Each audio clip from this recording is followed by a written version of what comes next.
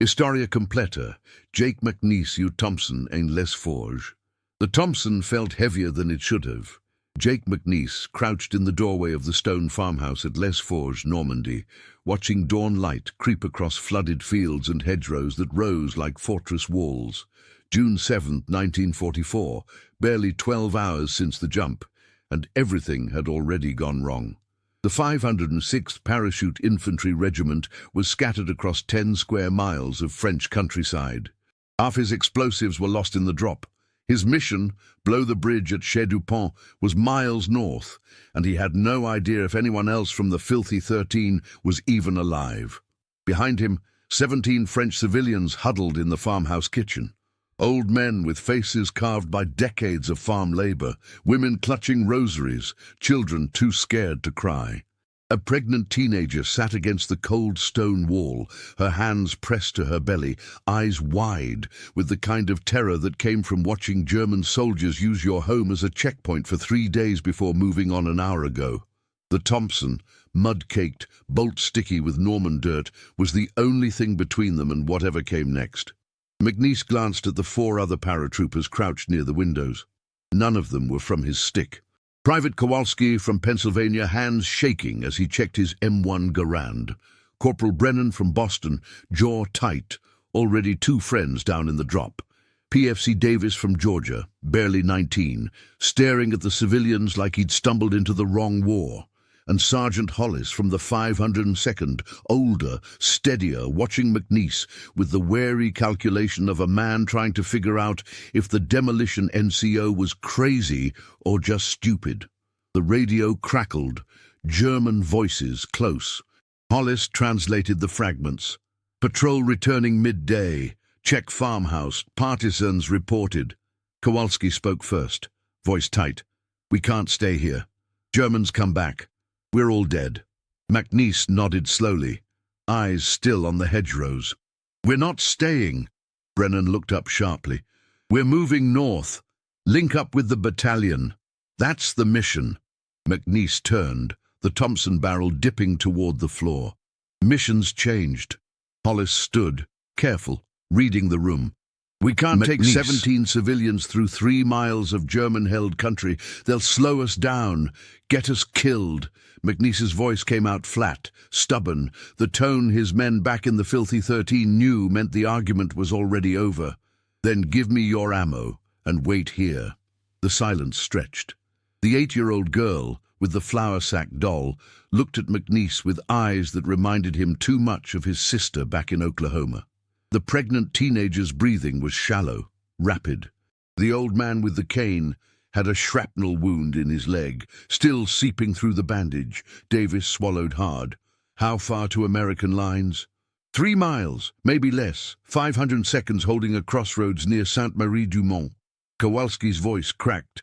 3 miles, through hedgerows, with kids, and a girl about to give birth. You're insane. McNiece slung the Thompson across his chest, checked the bolt, 80 rounds left, 2 30-round magazines, and looked each man in the eye. Probably. You coming or not? No one moved. Then Hollis sighed, picked up his rifle and nodded once. Brennan cursed under his breath and stood. Davis followed. Kowalski stared at the floor, then at the little girl, then at McNiece. If we all die, I'm haunting you. McNiece almost smiled. Get in line. They moved out 10 minutes later. 17 civilians and 5 paratroopers slipping into the fog-thick hedgerows of Normandy like ghosts trying to cross a battlefield that didn't care if they lived or died. McNiece led, Thompson ready, his hands steady despite the hammering in his chest. Behind him the old man limped, the pregnant girl moved slow, supported by 2 women. The children walked in silence, learning fear faster than any child should. And somewhere ahead, through 3 miles of narrow lanes and machine gun nests and enemy patrols, was a crossroads that might as well have been on the far side of the moon. If stories like this make you imagine what you'd do under fire, tell us in the comments how you think you'd react in this situation, and stay with us for the next chapters. The first hedgerow was a living wall, 10 feet of earth, roots and brambles, thick enough to stop a tank.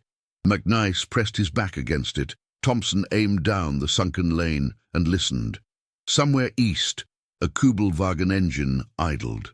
Voices in German, lazy, bored.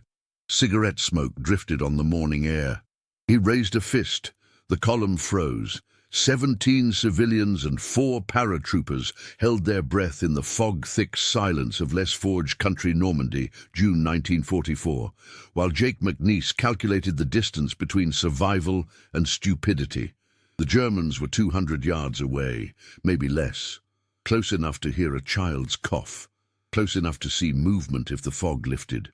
The pregnant girl, her name was Celeste, whispered by one of the older women, swayed slightly, hand pressed to her belly. McNiece saw it, saw the contraction tighten across her face, saw her bite down on a scream that would have killed them all. He moved back through the column, crouched beside her, and put one mud-caked hand on her shoulder. His French was terrible, learned from a pocket phrasebook he'd stolen from a crashed glider. Silence, pas de bruit, respirez lentement. She nodded, tears streaming, and gripped his wrist so hard he felt bones shift. Hollis crept up beside him, whispering, "Germans aren't moving. They're smoking, waiting for something, waiting for the patrol to come back and sweep this area." "How long?" McNiece checked his watch, a dented Elgin he'd won in a poker game back in England. "Hour, maybe 2. Brennan hissed from the rear. "We can't wait. She's going into labor. Look at her." McNiece looked. Celeste's face was sheet white, slick with sweat despite the cool morning. Her breathing came in shallow gasps. The older woman beside her, maybe her mother, maybe just someone who'd survived enough to know, met McNiece's eyes and shook her head slowly. "Not going to make it 3 miles. Kowalski crawled forward, voice tight with panic, barely held in check. "We leave her. I know how that sounds, but if she screams, we all die." Davis turned, face twisted. "Shut your mouth. I'm just saying what everyone's thinking." McNiece's voice cut through, low and cold. "Nobody gets left. We move together, or we don't move." The German voices faded. The Kubelwagen engine coughed, revved, and rolled east down another lane. The fog held. McNiece waited 2 full minutes, counting heartbeats, listening for the sound of boots on cobblestone, then waved the column forward. They moved in tight intervals, McNiece leading with the Thompson low and ready. The hedgerows closed in on both sides like the walls of a maze designed by someone who hated paratroopers and loved ambushes. Every 50 yards he stopped, listened, watched. The civilians learned fast. When he raised his fist, they froze. When he tapped his helmet twice, they dropped flat. When he waved them forward, they moved silent as deer. But Celeste was slowing. Her breathing grew ragged. She stumbled twice, caught by the women on either side. The old man with the cane fell behind, leg wound, bleeding through the bandage. The 8-year-old girl clutched her doll and watched McNiece like he was the only solid thing in a world coming apart. Halfway through the second hedgerow passage, Hollis moved up beside McNiece. "She's not going to make it." "I know. So what's the plan?" McNiece's hands tightened on the Thompson, knuckles white. "Keep moving, find cover, deal with it when we have to." "And if the Germans find us while she's giving birth?" McNiece didn't answer, because there was no good answer. Just the weight of the Thompson in his hands, 80 rounds of 45 ACP, 2 grenades, and the terrible arithmetic of 17 lives depending on choices he didn't want to make. They pushed on. The fog began to lift. Sunlight cut through in shafts that felt like spotlights on a stage where the wrong move meant everyone died. Somewhere ahead, the 502nd held a crossroads. Somewhere behind, German patrols swept the hedgerows. And between them, a demolition NCO from Oklahoma who'd blown bridges and held roads and earned a reputation for reckless genius was learning that the hardest mission wasn't about explosives or timing. It was about carrying people who couldn't carry themselves, and doing it with a calm that looked like confidence but felt like drowning. The drainage ditch saved them. McNiece spotted it 50 yards ahead, a deep cut running parallel to a sunken road hidden by overgrown weeds and the skeletal remains of a burned-out farm cart. He signaled the column down, and they slid into the ditch like refugees from a war that had finally caught up to them. Normandy's hedgerow country, June 1944, was a place where you lived or died based on tiny decisions: which lane to take, when to move, when to freeze. McNiece had made dozens of those choices in the past 2 hours, and so far they'd all been right. But Celeste's contractions were coming faster now, every few minutes, and her stifled cries were getting harder to muffle. The older woman, her name was Marguerite, McNiece learned, pulled him aside and spoke rapid French. Hollis translated, voice grim. "She says the baby's coming, now, not in an hour, now." Kowalski, crouched at the ditch's edge with his Garand aimed east, turned. "We can't stop here. This ditch is a death trap if they find us." Brennan, checking his ammunition, didn't look up. "She can't walk. What do you want her to do, give birth while running through a hedgerow?" Davis knelt beside Celeste, hands shaking. "I don't know anything about this. None of us do." McNiece looked at the pregnant girl, 16, terrified, her hands gripping Marguerite's with desperate strength, and felt something shift inside him. The Thompson felt heavier. The mission felt further away, and the only thing that mattered was the next 5 minutes. He slung the Thompson across his back, knelt in the mud beside Celeste, and met her eyes. "Ça va aller. Je suis ici. It's going to be okay. I'm here." He had no idea if that was true. His hands still smelled like Composition B and blasting caps. He'd delivered exactly 0 babies in his life. But Marguerite was guiding him, speaking softly in French, and McNiece followed her instructions with the same hyper-focused calm he used when setting charges on a bridge under fire. One step, then the next, then the next. Hollis set up a defensive perimeter with Brennan and Kowalski, 50 yards in each direction. Davis stayed close, wide-eyed, whispering Hail Marys under his breath. The other civilians huddled together, silent, watching the American sergeant with the filthy uniform and steady hands bring a child into a world that was trying very hard to kill them all. The baby came 20 minutes later. A girl, small and blue and terrifyingly silent. McNiece's heart stopped. Marguerite gasped. Celeste sobbed. And McNiece, whose hands had rigged demolitions that collapsed steel bridges and held back panzer columns, used those same hands to clear the baby's airway, his fingers trembling, and felt the first breath against his palm like a miracle he didn't deserve. The baby cried, a thin, furious wail that cut through the morning silence. Kowalski hissed from the perimeter, "Shut her up! Germans will hear!" But McNiece was already moving, wrapping the baby in a parachute panel someone had torn from their gear, handing her to Celeste, whose tears mixed with exhausted laughter. Marguerite tied off the cord with a bootlace. The baby quieted, and for 30 seconds, in a drainage ditch in Normandy with German patrols less than a mile away, something close to peace settled over 17 French civilians and 5 American paratroopers. Then Brennan's voice shattered it. "Contact, east, 300 yards, patrol moving this way." McNiece was up, Thompson in his hands, moving to the perimeter. He could see them now through gaps in the hedgerow. 6 German soldiers, rifles slung, walking the sunken road like men who owned it. Hollis whispered, "They're heading right for us." McNiece's mind raced. The ditch was deep, but not deep enough if the patrol decided to sweep it. Celeste couldn't move. The baby could cry again at any moment, and if they opened fire, every German patrol in Les Forges would converge on this position. Would you follow the orders exactly, or trust what your own eyes and instincts tell you in a moment like this? Comment which path you'd take, and share this episode with someone who loves real human stories from history. Davis looked at McNiece, eyes pleading, "What do we do?" McNiece watched the patrol, watched the way they moved, casual, confident, bored, watched the hedgerow shadows and the angle of the road, and made a choice that wasn't in any manual, any briefing, any plan. "Nobody moves, nobody breathes loud. We let them pass." Kowalski's voice cracked. "And if they see us?" McNiece's finger slid to the Thompson's trigger. Then I stopped them before they radio it in. The patrol came closer. 100 yards, 75, 50. McNiece could see their faces now. Young, tired, human. The Thompson's sight settled on the lead soldier's chest. His finger tightened. His heartbeat slowed, and the same focused calm that had carried him through 100 impossible moments in training, in combat, in the chaos of airborne operations, settled over him like a cold fog.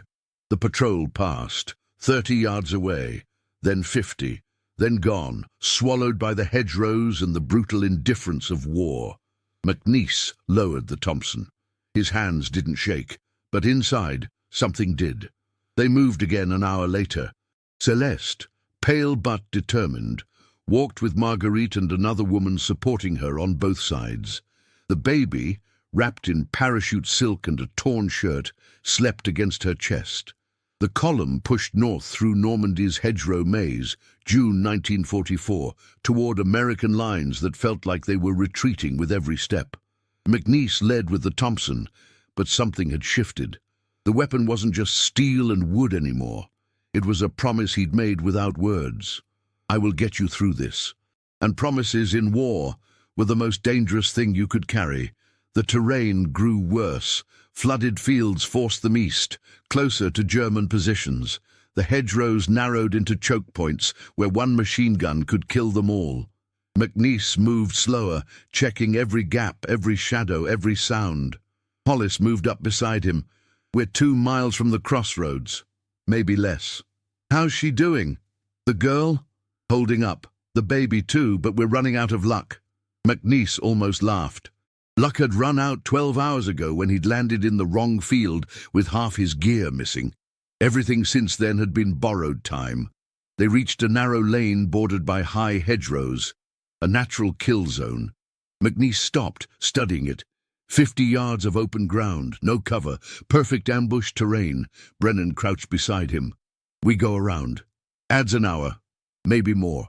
Better than getting cut down in that lane. McNiece knew he was right. But an hour might be the difference between reaching American lines and running into a German sweep. He looked back at Celeste, at the baby sleeping against her chest, at the old man limping on his cane, at the 8-year-old girl who still clutched her flour sack doll like it was the only thing keeping her tethered to a world that made sense. We go through, fast, I'll lead. If anything moves, I put it down. Kowalski stared. You're going to walk point down a kill zone with 80 rounds and hope nobody's waiting? McNiece's voice came out flat, stubborn. You got a better idea? Silence. Then we move. Tight intervals. If I stop, you stop. If I run, you run. And if I start shooting. He didn't finish, didn't need to.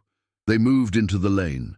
McNiece first, Thompson low and ready, eyes scanning the hedgerows on both sides. Then Hollis, Brennan, Davis. Then the civilians moving as quietly as 17 exhausted, terrified people could move. Kowalski brought up the rear. Garand aimed back the way they'd come. Halfway through, McNiece saw the sniper. A flash of movement in a church tower 200 yards northwest. A glint of glass, a shadow shifting. His instinct screamed down, but he couldn't drop without panicking the column. So he kept walking, Thompson rising slowly, and calculated angles, windage, and the sick mathematics of who would die first if he guessed wrong. The sniper fired. The round cracked past McNiece's head, close enough to feel the air split. He didn't think. The Thompson barked 3 times, short, controlled bursts, and the shadow in the tower jerked and disappeared. Run! The column broke into a sprint. Civilians stumbling, children crying, the old man falling and being hauled up by Brennan. Celeste ran with the baby clutched to her chest, Marguerite beside her, both gasping. McNiece backed down the lane. Thompson aimed at the tower, waiting for more targets. They reached the far hedgerow as German voices erupted from the east, shouting, engines starting, the high mechanical chatter of an MG-42 test firing. Hollis grabbed McNiece's harness and pulled him into cover. They know we're here. They're coming. McNiece checked the Thompson, 70 rounds left. and looked at 17 faces staring at him like he held all the answers. How far to the crossroads? Half a mile. Open ground between here and there. McNiece's jaw tightened. Half a mile. Across fields where there'd be nowhere to hide if German armor rolled up. With a girl who'd just given birth. With children. With an old man who could barely walk. And the Thompson, battered, mud-caked, running low on ammunition, was all that stood between them and whatever came next. Davis, voice shaking, "We're not going to make it." McNiece met his eyes, and the focused calm that everyone would later remember, that would become part of the legend, part of the story told in quiet voices years later, settled over him like armor made of sheer stubborn will. Yes, we are. What the after-action reports never said, what McNiece never told anyone, not fully, not even decades later, when historians asked about Les Forges and the 17 French civilians, was how close it came to complete collapse. The final sprint toward American lines, Normandy, June 1944, was chaos held together by terror and something that looked like calm, but was actually a kind of controlled drowning. McNiece led with the Thompson, but his hands were shaking now, the adrenaline finally catching up, and the focused calm everyone saw was a mask over a screaming voice in his head that said, "You're going to get them all killed. You should have left them. You should have followed orders. You're going to watch them die because you were too stubborn to make the smart choice." But he kept moving. The fields between the final hedgerow and the 500-second crossroads were wide, flat and exposed. Every tactical instinct McNiece had screamed, "Don't cross here." But German voices were closing from the east, and staying put meant getting encircled. Hollis pulled him aside, voice urgent. "There's smoke ahead, American smoke, they're signaling. Or it's Germans using captured equipment. McNiece, we're out of options." McNiece looked at Celeste, at the baby sleeping against her chest, at the children whose names he didn't know, at the old man whose leg wound had soaked through the bandage and was leaving a blood trail in the mud. And he made the choice that haunted him for the rest of his life. We cross, now, all of us. If anyone falls, we keep moving. No stopping, no going back. Kowalski's face went white. "You're saying if someone gets hit, we keep moving, or we all die." The silence was brutal. Brennan, voice tight. "That's not how we do this. That's exactly how we do this. Because if we stop to help one person, the Germans cut us down and kill everyone." Davis turned away, shoulders shaking. Hollis closed his eyes. Kowalski cursed under his breath. And McNiece felt something inside him crack. Not break, but crack. A fracture line that would stay with him forever. They crossed. McNiece went first. Thompson ready, scanning for movement. The civilians followed, running as best they could. Celeste stumbling, the baby crying, the old man falling behind, children sobbing. Hollis and Brennan flanked the column. Davis and Kowalski brought up the rear. Halfway across, the MG-42 opened up. Tracers cut through the morning air like horizontal rain. McNiece hit the ground. Thompson already returning fire. Short burst toward the muzzle flash 200 yards east. He heard screaming, heard someone fall, didn't look back. "Keep moving." Hollis was dragging the old man forward, the wound in his leg torn open, blood streaming. Marguerite had the 8-year-old girl on her back. Celeste ran with the baby, clutched so tight, McNiece heard the infant's cries, even over the gunfire. And the Thompson, jamming twice, cleared by instinct while rounds kicked up mud inches away, was the only thing between them and the machine gun that was chewing up the field like a thresher. They reached the American lines 30 seconds later, collapsing into a ditch where paratroopers from the 502nd stared at them like they'd just seen ghosts walk out of a graveyard. A lieutenant, young, shocked, grabbed McNiece. "What the hell is this?" McNiece, breathing hard, Thompson still aimed back at the field. "Civilians. Les Forges. Germans coming. Get them to the aid station." "Who authorized?" "Nobody. Now move them before that MG-42 finds the range." The lieutenant hesitated, then started shouting orders. Medics appeared. The civilians were pulled into cover, triaged, wrapped in blankets. Celeste sat in the mud, crying, clutching her baby. The old man was carried on a stretcher, unconscious.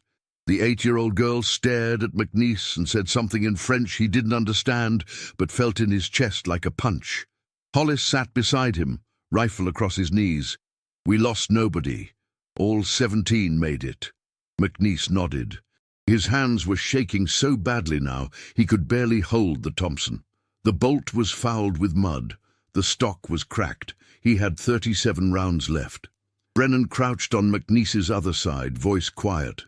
"You know what you almost did out there. You know what you told us." "Yeah, and you'd do it again." It wasn't a question. McNiece didn't answer.